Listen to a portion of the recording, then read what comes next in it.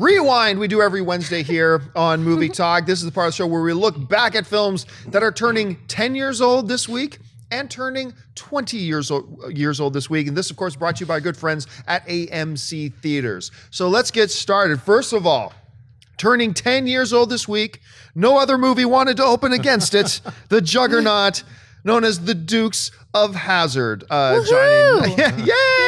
Johnny Knoxville's masterpiece, The Dukes of Hazzard. I think the only movie that really starred, what's her name? Jessica Simpson. Not true. Employee of the month. I stand corrected. How did I forget Employee of the Month? So Dukes of Hazzard, and turning 20 years old this week. I cannot believe this. Babe turns 20 years old this week. Also turning 20 is Bushwhacked, Something to Talk About, and the Denzel Washington classic, Virtuosity. Dukes of Hazzard. I remember being one of the few people in my circle of friends going, screw y'all. This movie's going to be fun, and it's going to be funny, and it's going to be awesome.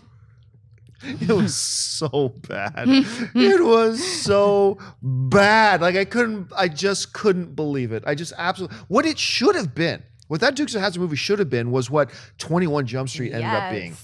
And you could tell they were sort of aiming for that, but they just missed. They just totally missed completely. And it's really unfortunate. I think there were moments in that film that I might have chuckled once or twice in, but and now then you go to like 20 years old Babe.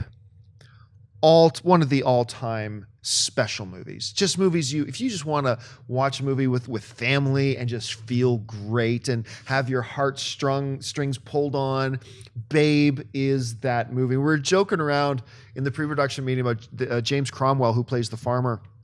And the movie's like, what did you say, Like he's been 70 for 20 years? Yeah, he has. He's been like, 70 for 20 years now. James Cromwell has not aged a day since he was in Babe, when he was the old man farmer, and he looks exactly the same today. Star Trek First Contact looks exactly the same. Yeah, he looks exactly the same in everything. Yeah. It's crazy. So that movie's really special. Then you look at a movie like Bushwhacked, where Daniel Stern, where it's like, hey, that guy from Home Alone, the sidekick in Home Alone and the sidekick in City Slickers, let's give him his own comedy, and let's make it a guy on the run, and he's leading a troop in the woods, and mayhem will ensue. And then we never really saw him leading anything else again. And then, of course, Virtuosity, where starring Denzel Washington, but it also starred Russell Crowe before people were really aware of Russell Crowe. And that movie was just terrible. Russell Crowe is like this. He's a computer program who's a composite of all the greatest serial killers ever, but then he manifests into real life. What? What? And they have to Who could have seen that coming? I know, right? It's pretty fantastic. He's got these weird, really bad CG, like purple tendrils whenever he shows up. Remember that? And his name is Sid 6.7 is his name. And they have to get, who else can stop him but Denzel Washington? Yeah. So there's an amazing scene with Tracy Lords in it where she's like playing a DJ or something. Oh, geez. Cinematic So classic. Clark, out of these films, the 10-year-old, the 20-year-olds, which ones stand out to you? Oh, well, I remember being a kid and seeing Bushwhacked, definitely. You saw it in theater. I did. I saw it in the theater. That was the right age. I think, no, it couldn't have been. I think Clueless came out around this time also for some reason. It just celebrated its 20th a week or two ago. Okay. So, anyway, so I remember Bushwhacked for sure. And Dukes of Hazzard, actually I have friends that wrote on Dukes of Hazzard, so I have no comment. Jessica Simpson's Single, do you remember her song? Oh, yeah. Boots Are Made for Walking. Absolutely. Oh, I forgot all about in that. that red bikini. Yep, the whole deal. And you know what? I'm more disappointed about the missed opportunity for her song, because that song could have been awesome, and it was not good.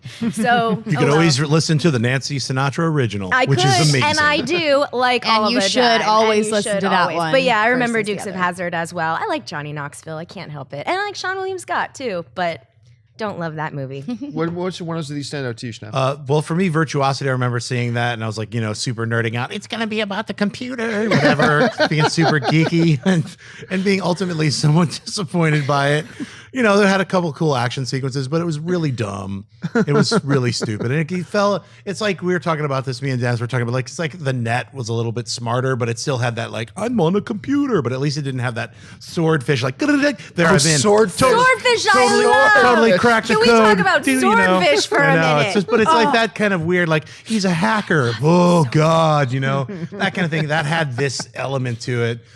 stupidity of the computer and the internet, not understanding, like, you press a button. It's Please have me back on when you do the rewind for Swordfish. Definitely. Please have me back on. Babe always reminded me of like Charlotte's Web, like the sequel to it. George Miller directed Babe, you know, of Mad Max. He went into his soft phase when he did this and Happy Feet. He's like, I'm going to just do things with animals. I don't want to be out in the desert. Then, all right, I'm back, you know, and then Road Warrior. So, and Bushwhacked, never saw it. And, something to talk about, can't talk about it. Never saw that either. So, and Dukes of Hazzard, I agree with you guys. I think if they went that little further, they pushed into the 21 Jump Street area. But once again, they were earlier. They were before that. They were like, we're doing an adaptation. So they're a little bit too close to the source material and Boss Hogg to realize they should have been making fun of it. So.